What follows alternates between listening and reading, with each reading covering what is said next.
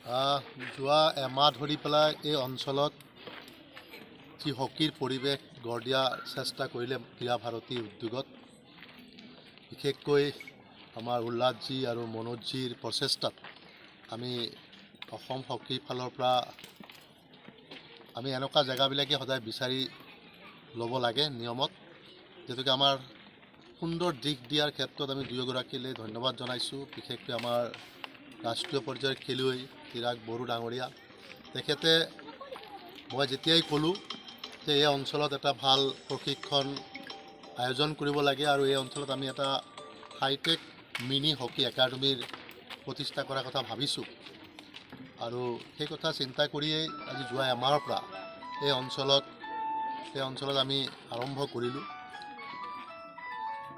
আৰম্ভ কৰাৰ লগে লগে মানুহবিলাকে, অভিভাৱকসকলে বিশেষকৈ বেছি সুবিধা দিছে যে ল'ৰা ছোৱালীবিলাকক তেওঁলোকে সময়মতে ইয়াত আনি পেলাই এই প্ৰশিক্ষণ শিবিৰত ভাগ লোৱাৰ সুবিধাখন কৰি দিছে। আৰু এতিয়া আজি আমি আহি তেওঁলোকক এমাহ মূৰত লগ পালোঁ। লগ পাই তেওঁলোকৰ যিখিনি বেছিক যিখিনি তেওঁলোকৰ পাৰদৰ্শিতা খুবেই ভাল।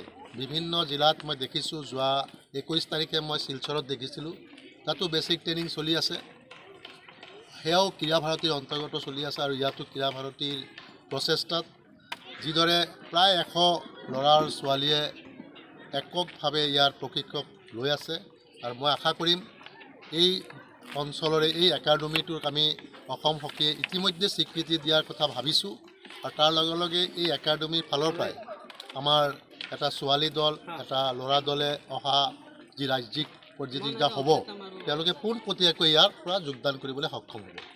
তাৰ লগে লগে এই আণ্ডাৰ 14 এটা দল আমাৰ সদায় লক্ষ্ণৌ নেশ্যনেলত যাব। ইয়াৰো প্ৰায় 12-13 গৰাকী খেলুৱৈ দেখিছোঁ, খুব পৰিপুষ্টভাৱে জ্ঞান অৰ্জন কৰিছে, আৰু তেওঁলোকেও সেই হয়তো ৰাজ্যিক দলৰ হৈ ৰাষ্ট্ৰীয় যিটো লক্ষ্ণৌত কেডি সিং বাবু নেশ্যনেল চেম্পিয়নশ্বিপত ভাগ ল'বলৈ সুবিধা পাব। তাৰ লগে লগে ছোৱালী দলটো মই দেখিছোঁ যে বিৰাট হাইট এডভান্টেজ আছে, আৰু হাইট এডভান্টেজ থকা খেলুৱৈয়ে হকীত বহুত অগ্ৰগতি লাভ কৰে।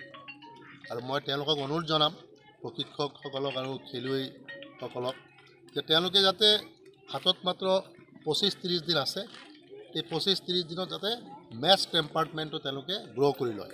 তেতিয়া তেওঁলোকে বেলেগ জিলাৰ লগত প্ৰতিনিধিত্ব কৰিব। যদি তোমালোকে ফাইনেল খেলা, তেনেহ'লে তোমালোকে প্ৰত্যেকেই 10,000 টকাকৈ এটা এৱাৰ্ডো পাবা।